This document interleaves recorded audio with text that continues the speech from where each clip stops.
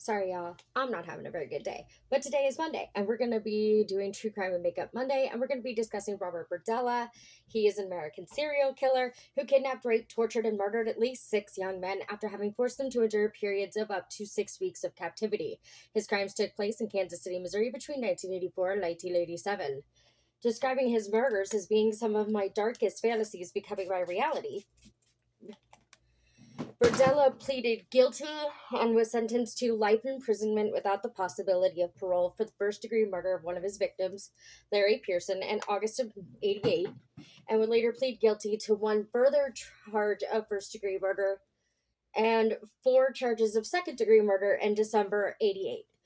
He died of a heart attack while incarcerated at the Missouri State Penitentiary in October of '92. Berdella became known as the Kansas City Butcher due to his practice of extensively dissecting his victims' bodies, which he would then dispose of in garbage bags, and the collector due to the movie, which he stated was the basis of the fantasies behind the modus operandi of his crimes. Sorry, I'm dropping stuff. It's fine.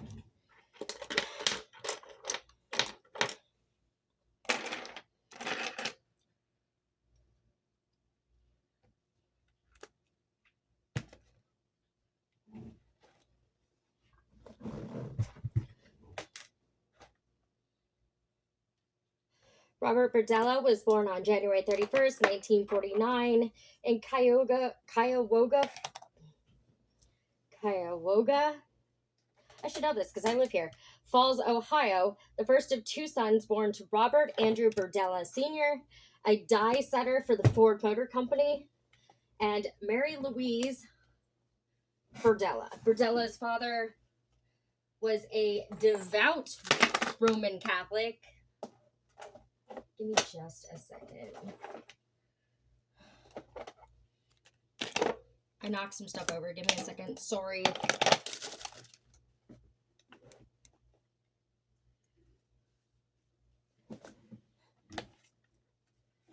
Okay. Berdella's father was a devout Roman Catholic of Italian descent, while his mother was of German and British descent. The family regularly attended Mass, and both sons regularly attended religious education courses. As a child, Berdella was intelligent but a loner who rarely played outside his home and seldom had friends visit to socialize. He had a speech impediment and wore thick glasses from the age of 5 because he was severely nearsighted. He was also diagnosed with high blood pressure, for which he took several medications. Berdella was largely unathletic, whereas his younger brother Daniel, 7 years his junior, displayed an aptitude for sports from an early age. Berdella's father valued sports and physical education and viewed his older son's lack of interest in sports as a sign of failure, often comparing him unfavorably with his younger brother. Occasionally, Berdella's father physically and emotionally abused his children, such as beating them with a leather strap. Berdella performed well academically, though teachers often found him difficult to teach, in part due both to his aloofness and his being the recipient of bullying by other students.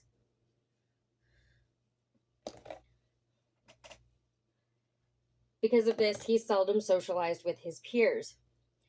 When Berdella reached puberty,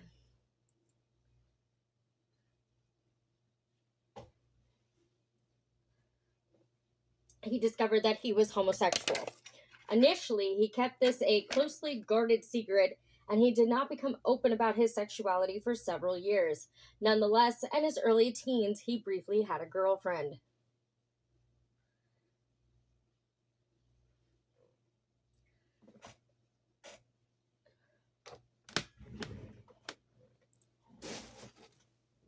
I don't know where any of my stuff is.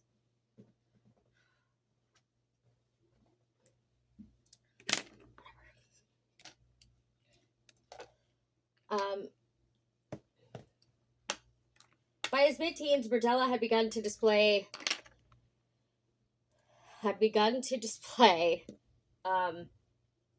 a degree of aggression, becoming rude and condescending.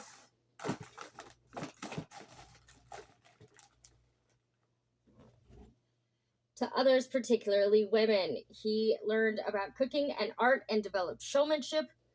On Christmas Day, 1965, the Berdella family drove to Canton, Ohio to visit relatives. That evening, Berdella's father had a heart attack at the age of 39.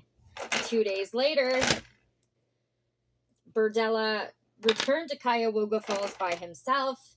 When he arrived home, his family told him his father had died. Berdella sought solace in his Catholicism, reading extensively about many faiths. He eventually became cynical about all religion, which I can relate to that. Like, religion is subjective for every person. So I can kind of relate to that. Like, I was raised Catholic. I'm not Catholic now. I would never be Catholic again because it wasn't right for me.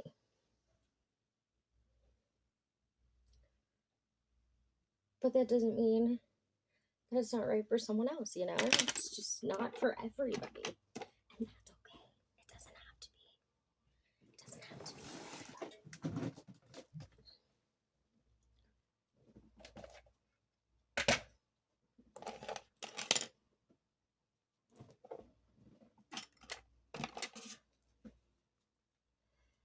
In 1965, Berdella saw the film adaptation of the John Fowles novel The Collector.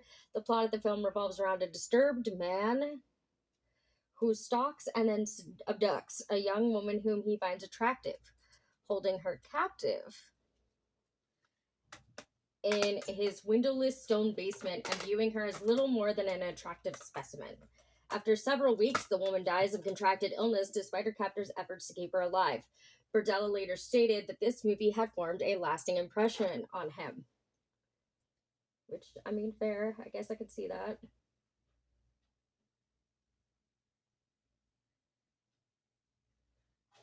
I could see it.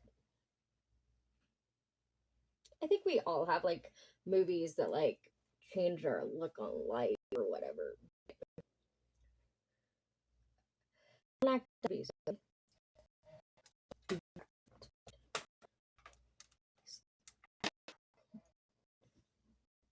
Really, the death of Berdella's father, his remarried act was met with resentment by Berdella, who viewed it as a form of betrayal against his father.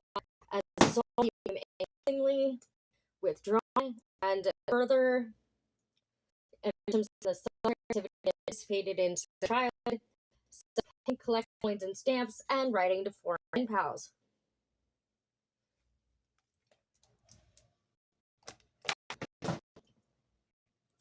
In countries such as Vietnam and Burma, and they're sending stamps and photographs of mythical and historical icons.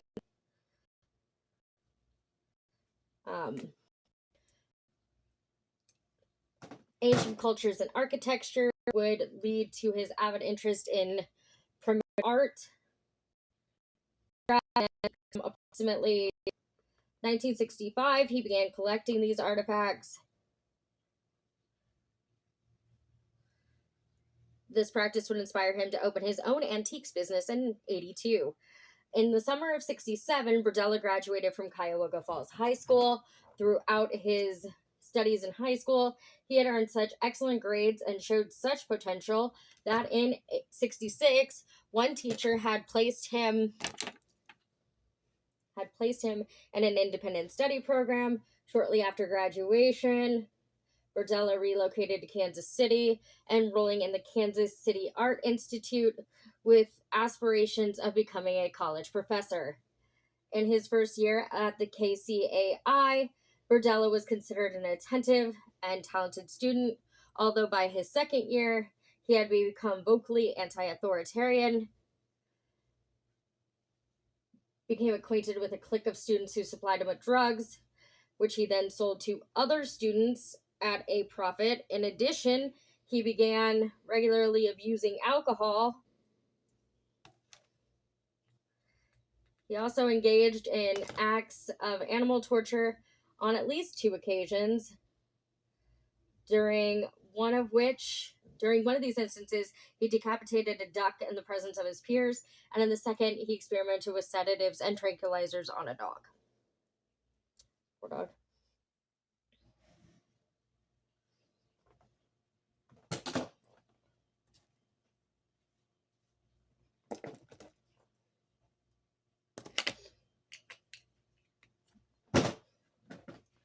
At the age of 19, Berdella was arrested for attempting to sell methamphetamine to an undercover officer. He was released after posting a $3,000 bond, equivalent to about $25,600 as of 2023.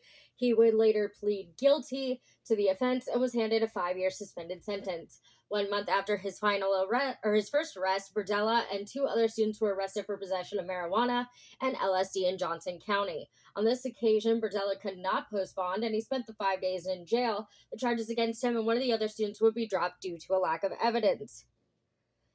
In 1969, Berdella voluntarily withdrew from KCAI after receiving harsh criticism from college administrators for killing and cooking a duck for the sake of art.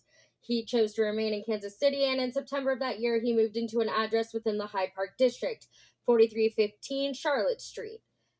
He began spending much of his free time with male prostitutes, drug addicts, petty criminals, and runaways.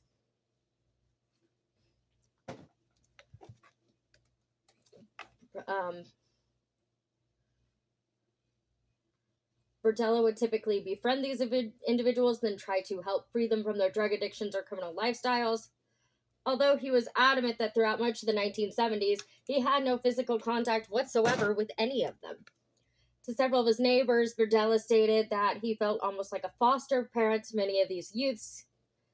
By the early 80s, many of his older acquaintances had ceased having any form of social contact with him, and Berdella increasingly relied on these young men as a source of companionship and friendship. He would later claim to have become more and more frustrated that many of these individuals were ignorant of his efforts to help steer them away from self-destructive behavior.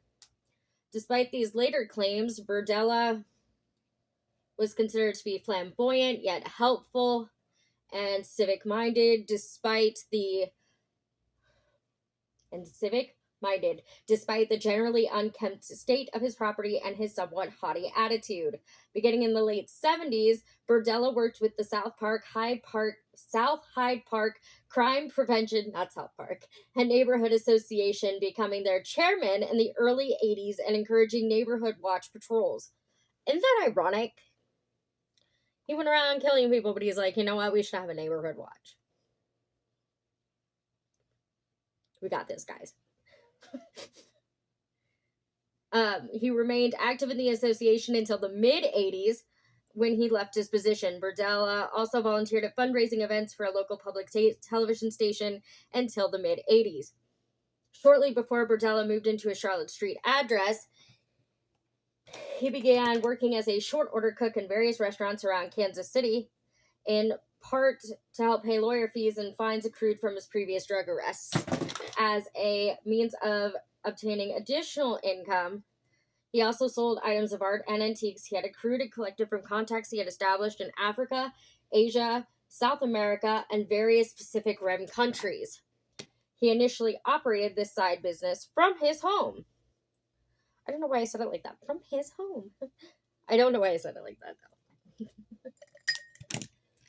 Both Berdella's cooking career and the antiques business flourished, and by the mid-70s, he began working as a senior cook at several renowned Kansas City restaurants.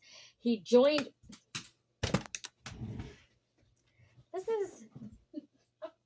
Hey. He joined... He joined a local chefs association and helped establish a training program for aspiring chefs at a local community college. At the same time, he devoted more attention to his own business. By 1981, he had established several contractual agreements with both national and international contacts for his antiques business. He viewed this as his full-time job and later ceased working as a chef. In 1982, Berdella began renting his own booth at the Westport Flea Market. The store was named Bob's Bizarre Bazaar. That's what it says. Um, and primarily sold and traded primitive art, jewelry, and antiques. Although occasionally making a generous monthly profit, the income from from his business was insufficient to maintain his expenses and make ends meet. As a result, Berdella would occasionally steal or scavenge items to sell at his booth. He would also take lodgers at his home as a means of gaining additional income. Isn't that how it always starts?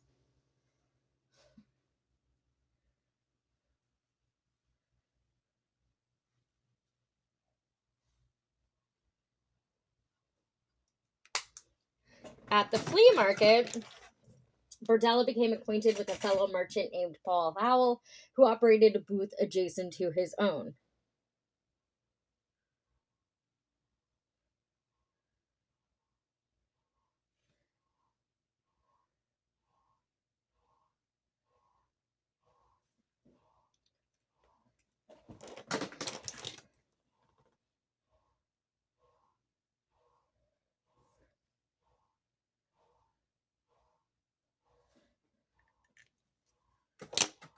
Soon, Berdella became acquainted with Paul Howell's younger sister, Jenny, or younger son, Jerry.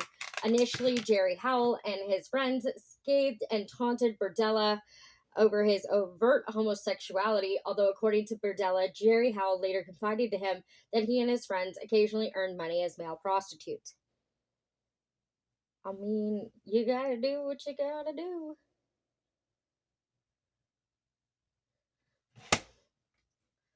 Um,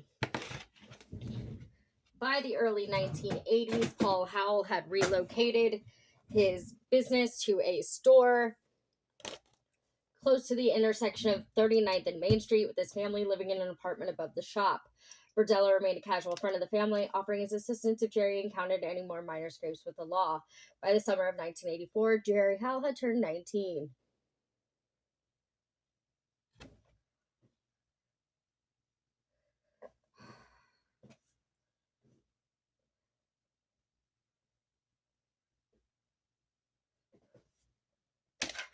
Give me a second.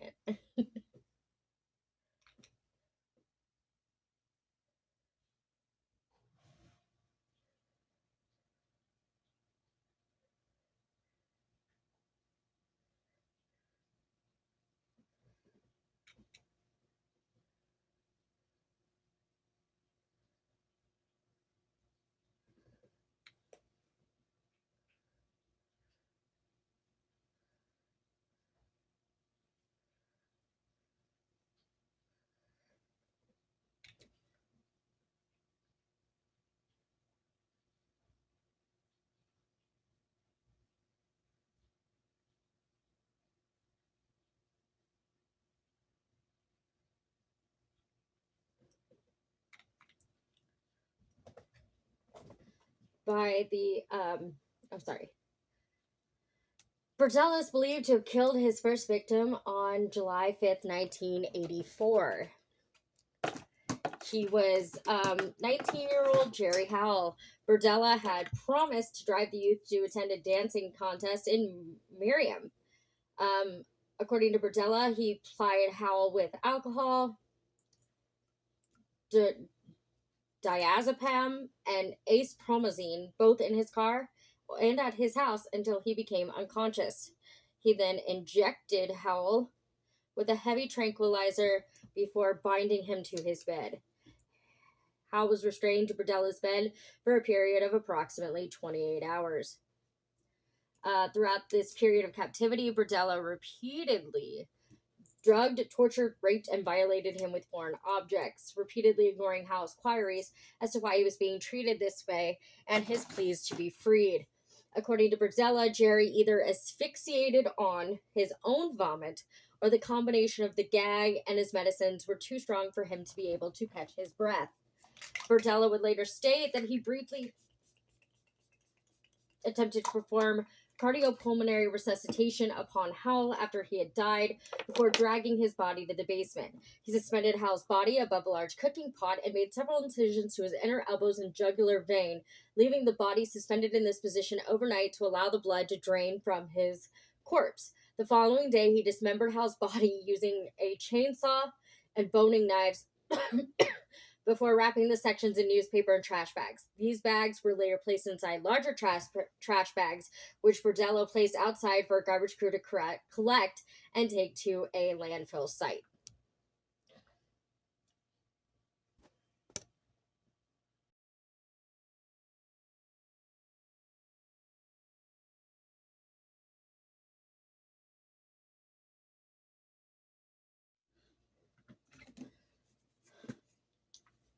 Later questioned by officers investigating Howell's disappearance, Berdella claimed to have driven the youth to Miriam as promised, where the two had parted company close to Howell's intended destination. Berdella further claimed he had not seen him since. As would be the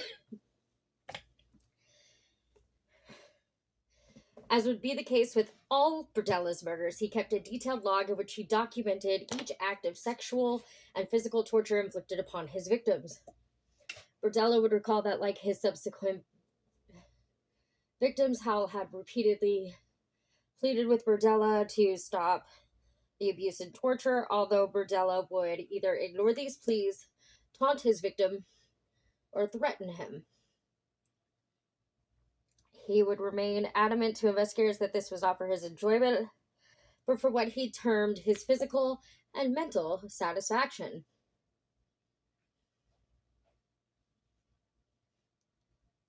On April 10th, 1985, an itinerant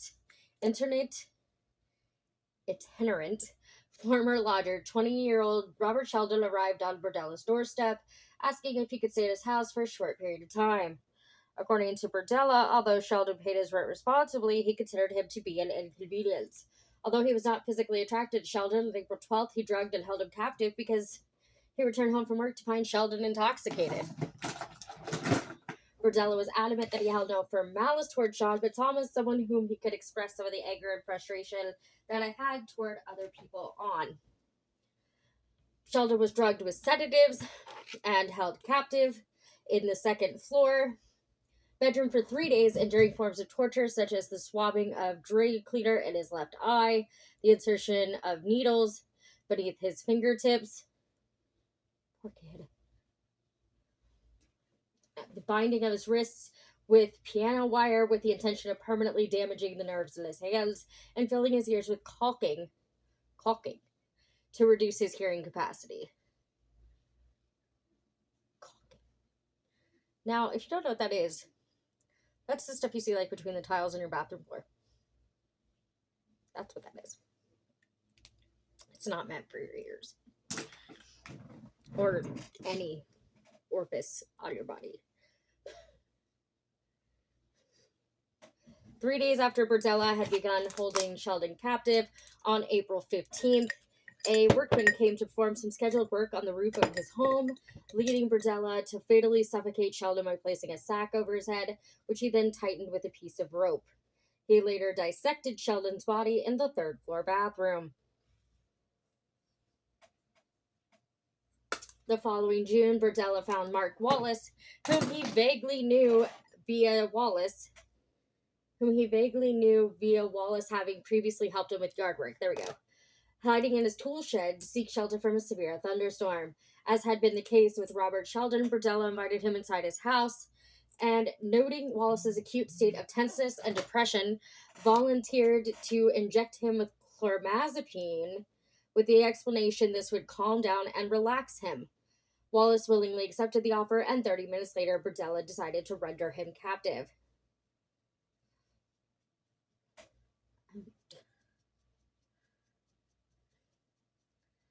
Wallace was carried to the second-floor bedroom, where he endured almost a day of captivity and torture, including the application of alligator clips to his nipples to facilitate electrical shocks to his body at any point, at which Wallace began regressing into a state of unconsciousness.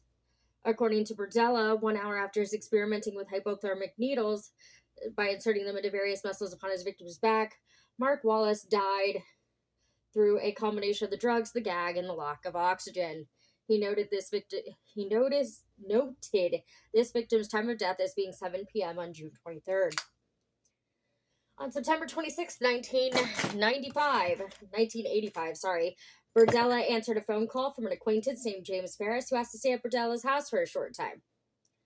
Berdella agreed with the intention of kidnapping Ferris, whom he arranged to meet at a bar that evening. Despite the brutality to which he had subjected the first three victims, Berdella claimed that Ferris was the first victim upon whom he intentionally inflicted torture.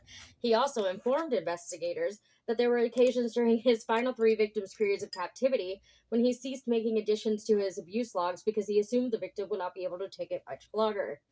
Berdella brought Ferris home and drugged him with crushed tranquilizers concealed in a wheel, then tied him to his bed before torturing him almost constantly for approximately 27 hours. Ferris gradually became delirious, but Berdella continued his physical and sexual assaults until he noted in his log that Ferris was unable to sit up more than 10 to 15 seconds. The next entry read very delayed breathing, and finally Berdella noted that Ferris died with a slang term he had used in his career as a chef, 86, which Berdella later explained meant anything from throw it out to stop the project.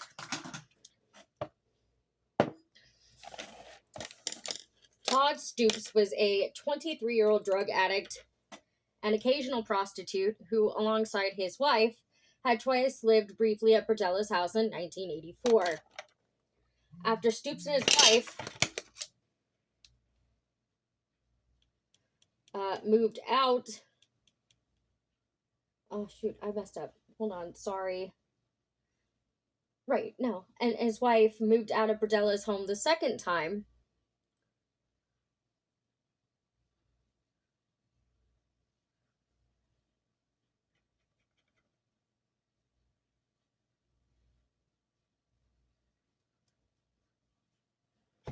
Hold on, sorry, this takes...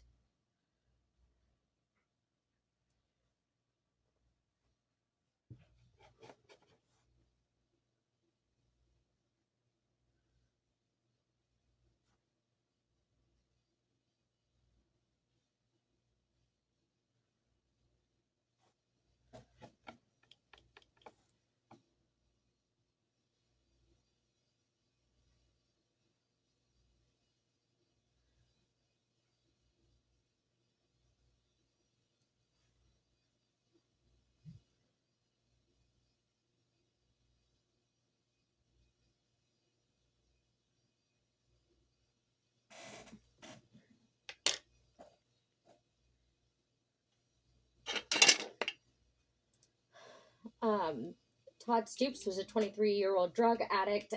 No, I said that. I'm sorry. After Stoops and his wife moved out of Berdella's home a second time,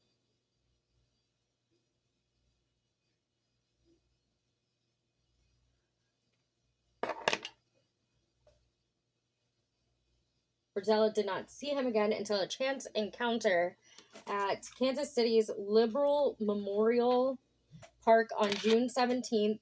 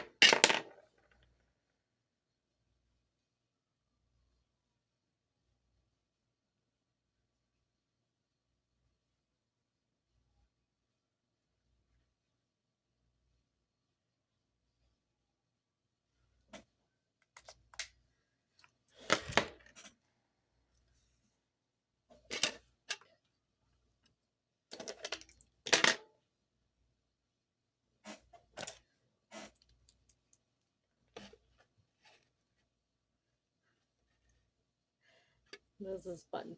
Okay.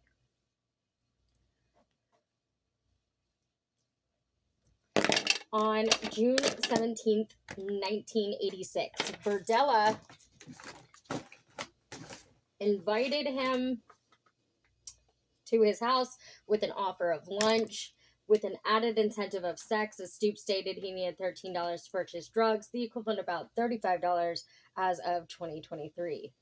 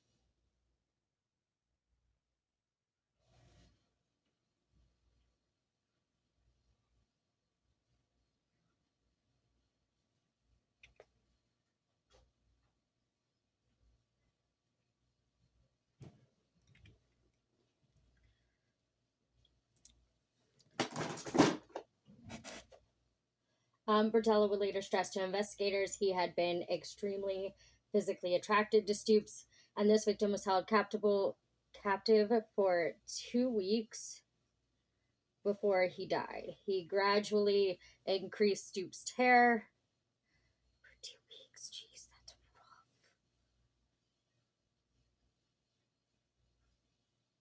He gradually increased Stoops' terror, attempting to make him a cooperative and incapacitated sex slave.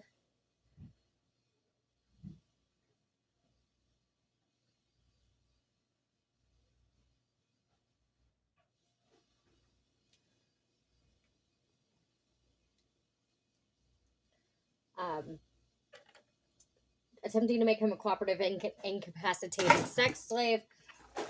Berdella used electrical shocks through Stoops' closed eyes in an attempt to blind him and injected drain cleaner into his larynx to try to silence his screaming.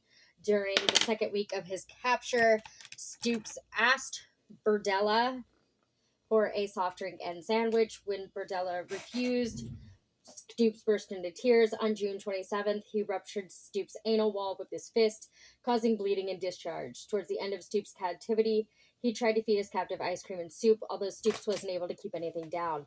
By the final day of his captivity, Stoops was so weak, Berdella later stated he had been unable to breathe in a sitting position. On July 1st, 1986, Stoops died. A forensic pathologist later testified that the ruptured anal wall caused septic shock, which proved fatal.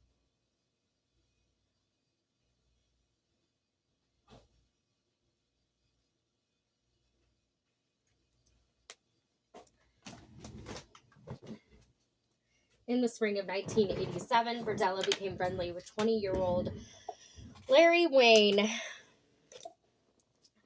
Pearson. This casual friendship began when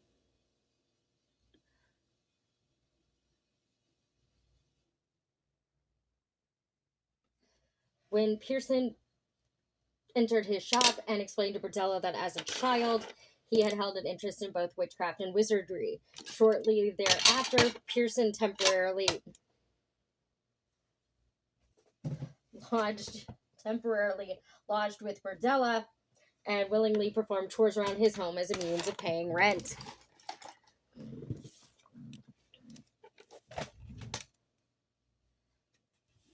According to Berdella, he did not initially intend to capture Pearson, but began forming the plan to do so on June 23rd, 2 weeks after having bailed Pearson out of jail, and noting Pearson, and the weeks prior to his captivity, displayed little interest in finding a job. I mean, it's kind of fair, I guess. That evening, Berdella ensured Pearson became intoxicated before injecting him with chlormazepine and moving down to his basement, where he bound Pearson's hands above his head, then linked the rope he had used for this purpose to a brick column before injecting Pearson's larynx with drain cleaner. He then brought an electrical transformer to the basement. According to Berdella, Pearson was by far the most cooperative of his 6 murder victims. On the 5th day of his captivity, having by this stage endured torture such as the repeated administration of electrical shocks with the transformer and the breaking of several hand bones with an iron rod to render him submissive, Berdella deduced Pearson had earned his trust as to his continued cooperation and his sexual and physical abuse.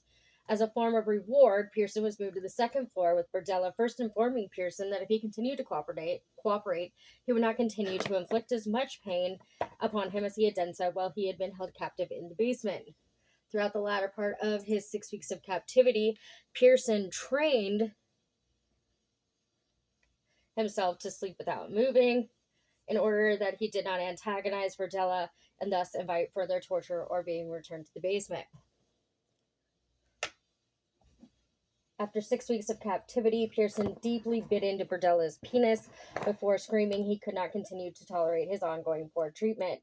In response, Berdella killed Pearson by first bludgeoning him into unconsciousness with a tree limb, then suffocating him with a bag and ligature before driving to the hospital to receive treatment for his wound. Pearson's body was later dismembered in the basement, and his head initially stored in a plastic bag inside Berdella's freezer before being buried in the backyard. I don't know if I like it. I don't like it.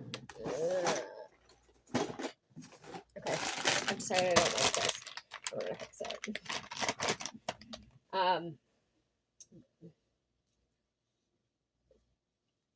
And his head initially stored in a plastic bag inside Berdella's freezer before being buried in the backyard. There's a quote here.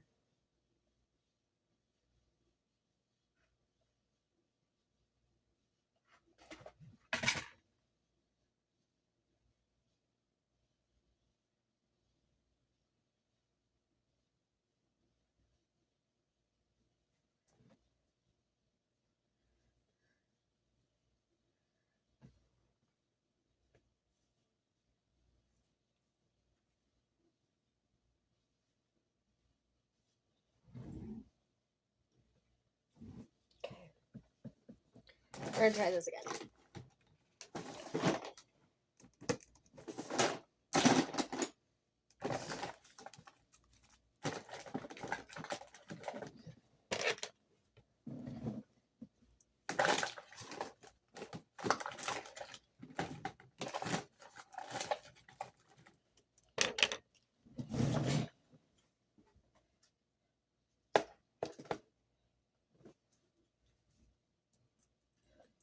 Here's a quote direct from Robert Berdella himself.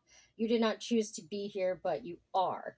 For you to survive being here and for you to, make it, it could either be rough or it could be easy. If I grow to like you and to trust you, then I could do special things for you, such as buy you cigarettes, pick up a movie on the way home."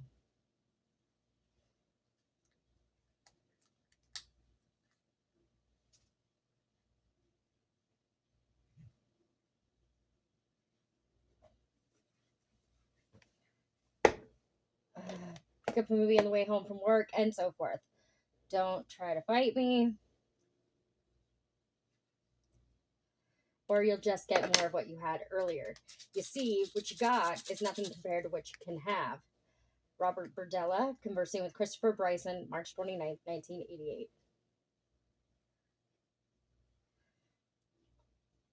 At 1 a.m. on March 29th, 1988, Berdella abducted his last victim, a 22-year-old male prostitute named Christopher Bryan,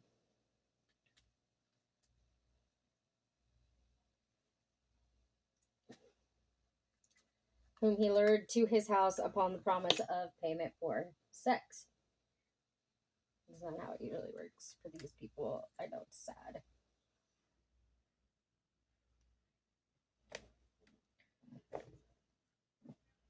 At Berdella's home, Bryson was knocked unconscious with an iron bar, then bound to Berdella's bed, where he was subjected to similar methods of abuse and torture endured by previous victims.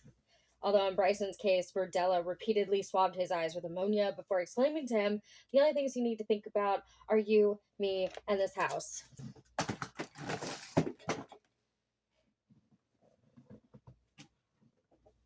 After several days, Berdella explained to Bryson that he had begun to trust his captive, and that although he was willing to discuss some aspects of the abuse and torture he was receiving, there would be no negotiations regarding his sexual abuse. Berdella finished the discussion with a stern warning. "I've gotten this far with other people before, and they're dead now because of mistakes they made." By the third day of his capture, Bryson had earned sufficient trust for Berdella to persuade him to establish a daily regimen of tying his hands in front of him after his sexual abuse rather than to the bed above his head, upon the excuse that his doing so was restricting the circulation of his arms. He had also persuaded Berdella to leave a television on in the room with the remote control placed between his legs whenever Berdella was out of the room. Bryson later stated to investigators that he thought almost constantly about escaping. The following day, he managed to break free of his restraints by burning through them using a book of matches Berdella had inadvertently left in the room and within his reach when he had left the house to go to work. Wearing nothing but a dog collar, Bryson managed to escape from the house by jumping from a second-floor window, breaking a bone in his foot. He ran toward a meter reader who was walking down the other side of the street, shouting for him to call the police. The meter reader led Bryson to the house he had been approaching. The occupants called the police, who arrived minutes later. Questioned at the scene by 4 officers, Bryson initially claimed he had been hitchhiking when abducted by Berdella, who had kidnapped, raped, and tortured him for 4 days before he escaped by jumping from a window on the second floor of the property. Berdella had kept him bound to a bed on the second floor of the house throughout much of the time, repeatedly sodomizing him, drugging him, and injecting his throat with a drain cleaner to diminish his ability to speak loudly. As Bryson spoke, the officers also noted that in addition to the dog collar and broken foot, Bryson had red swollen eyes and visible scars and welts across his entire body. 2 officers were told to maintain a discreet surveillance of the property.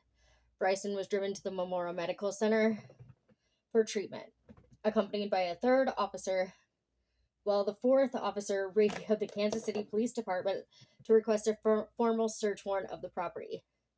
During later questioning at the KCPD, Bryson divulged that his captor had shown him Polaroid images of men who appeared to be deceased, and that he was told that he would never leave the property, and that if he became a nuisance or a threat, he would either be subjected to greater levels of torture than what he had already endured or simply be killed.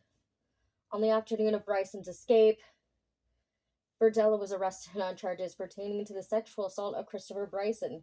He declined to allow officers inside his home, and the search warrant earlier requested was drafted to search his property.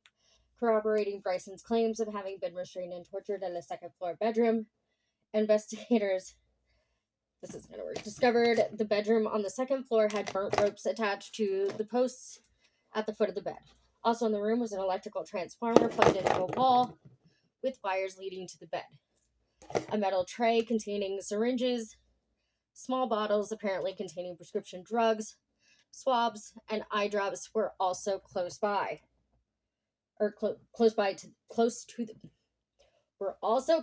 the bed. Also found in the room were a long iron pipe, various lengths of rope, and leather belts. Investigators also know that posts on the bed had been extremely worn, suggesting that restraints had earlier been tied to them, and that the individual or individuals had struggled to free themselves. Searching the house and grounds of 4315 Charlotte Street, investigators uncovered a human skull inside a closet on the second floor of his property, and a partially decomposed human head in the backyard.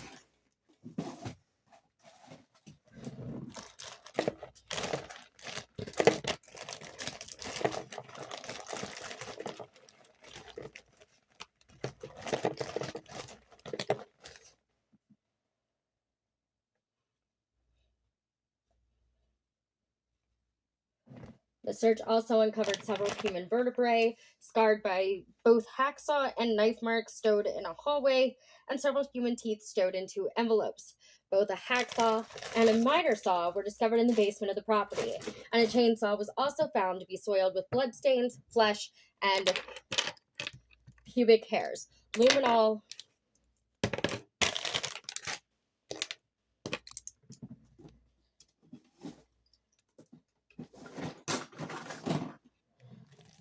Luminol also Luminol tests revealed that the floor of Berdella's basement and two plastic trash barrels were extensively bloodstained. 334 Polaroid pictures and 34 snapshot prints of various men were also found in Berdella's house. These pictures showed Christopher Bryson and several other men, both in life and in death.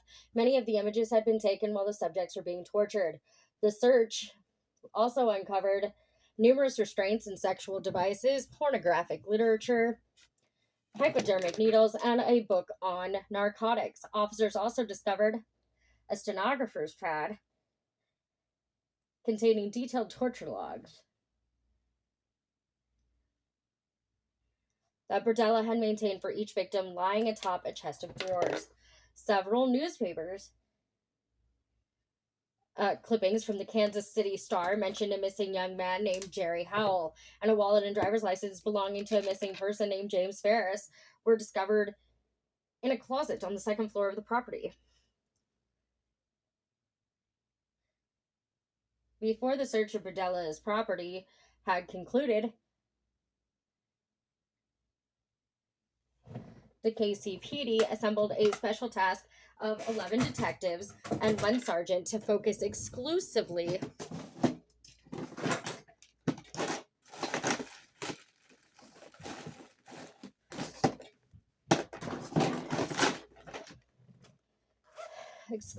on the Berdella case. This task force extensively researched Berdella's history, discovering that he was well known among Kansas City's male hustlers, having earned a reputation for preying on transient young men. Several of these male prostitutes were also reluctant to accept him as a client, both because of his penchant for drugging, injecting, and torturing his sexual partners and acquaintances, and also because he had long been considered a suspect in the disappearance of the two men whose personal possessions had been found in his house, Jerry Howell and James Ferris. Missing person reports had been filed for both of these men, and Berdella had been extensively questioned in relation to these disappearances. He denied having anything to do with the disappearances, despite being considered a prime suspect in both cases and being placed under surveillance. Police had been unable to find any solid evidence linking him to either man's disappearance. In both instances, after giving his initial statement to police, Berdella indignantly refused to talk further without having a lawyer present. His lawyer would later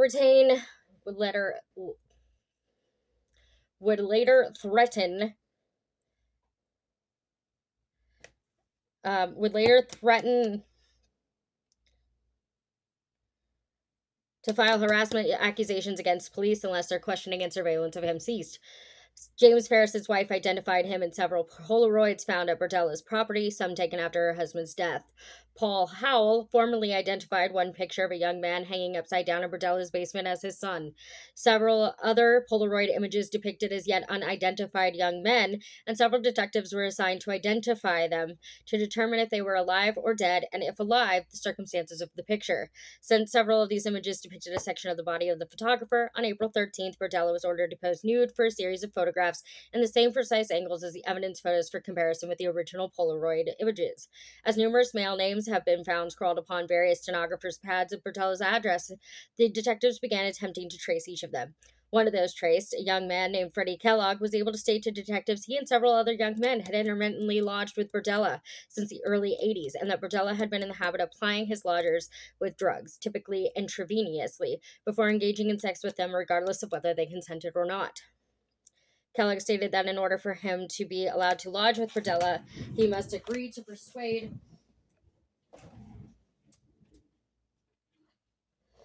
He must agree to persuade young men whom Berdella found attractive to attend parties.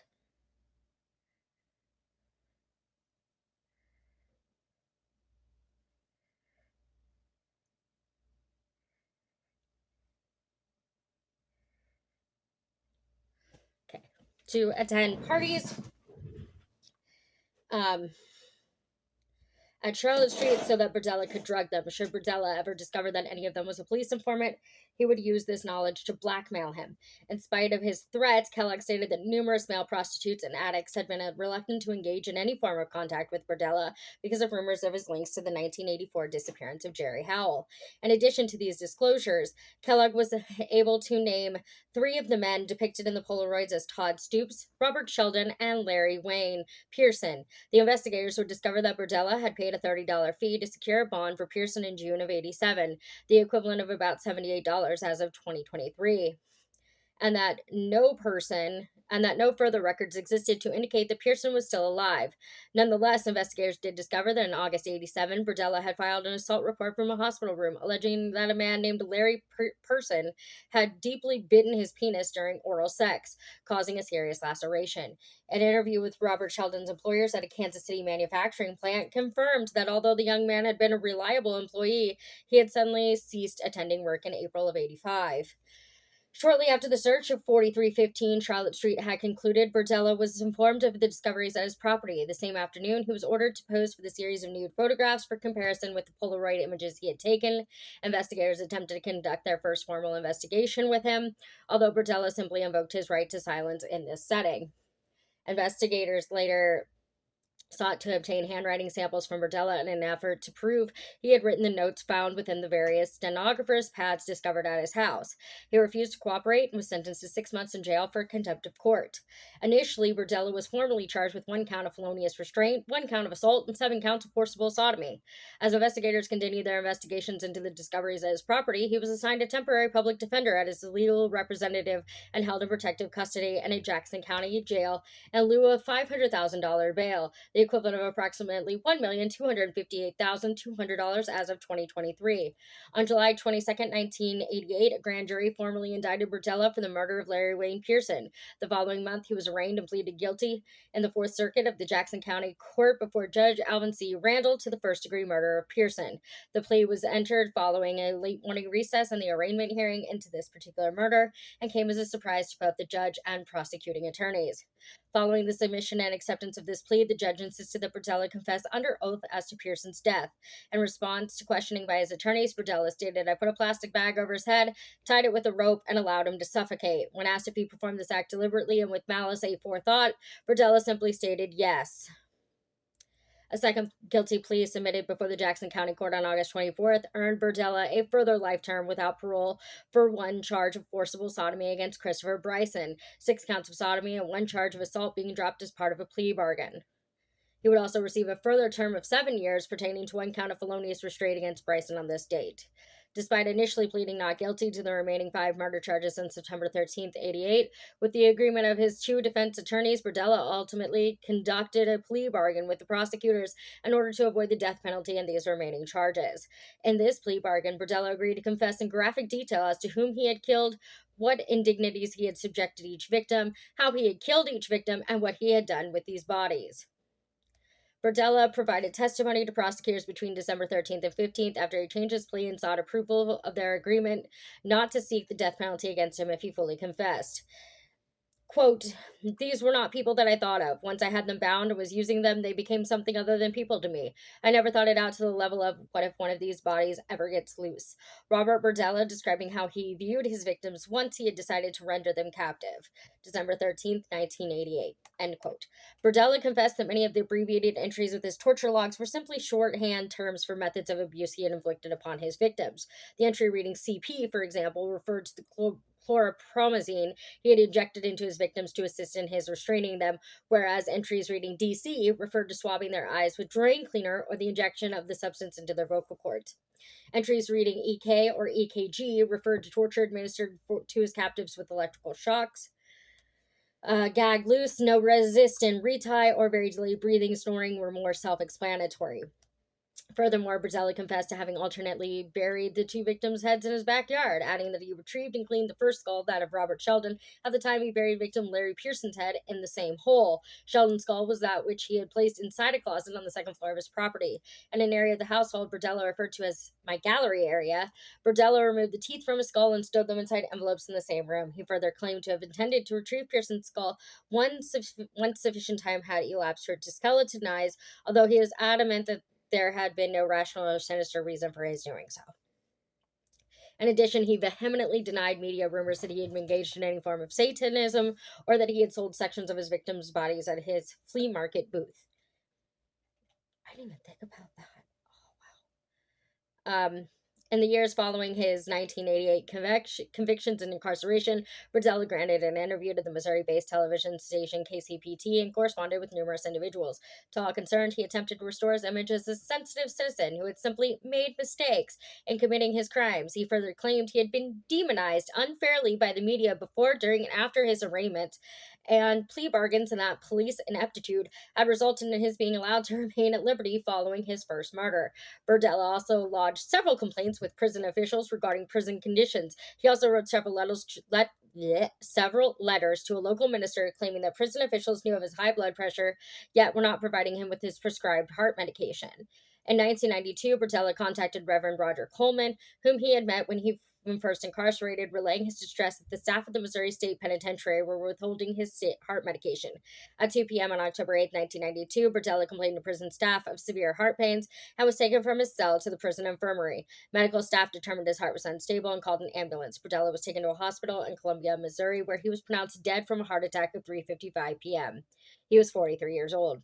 Shortly after the judge at his trial, Alan Randall was informed of Berdella's death. In response, Randall sarcastically remarked, "Couldn't have happened to a nicer guy."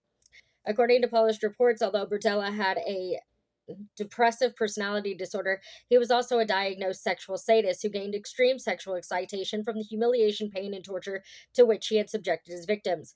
Moreover, despite his claims to journalists, whom he had contacted in the years of his incarceration, Berdella never expressed any degree of remorse for his actions and tersely referred to his victims as play toys in an interview he granted shortly before his death. In November 88, auctions of Berdella's vast collection of artifacts and furniture confiscated from his home and business were held on 4 separate dates, with the intention that all proceeds raised at the auctions to be used to pay his mounting legal fees within then ongoing legal proceedings. The auction attracted considerable national interest, attracting telephone bids from across the United States. Although many items sold for less than the expected price, by the end of the first day's auctioneering alone, more than $50,000 had been raised for this purpose. Berdella's house was purchased by a local businessman for an undisclosed sum in December of 88. The property was later demolished. And that's the sad, weird story of Robert Berdella. May his victims rest in peace. Please be here next week. Doing a serial killer who was born in February. I'm kind of doing the months of the year right now. I keep changing my mind about what I want to do. It happens. It happens when you're a true crime YouTuber. But that's the goal for right now. So as always, please don't do anything I wouldn't do. Be cautiously kind to others and make good choices. And I'll see y'all next Monday. Have a wonderful day. Bye, guys.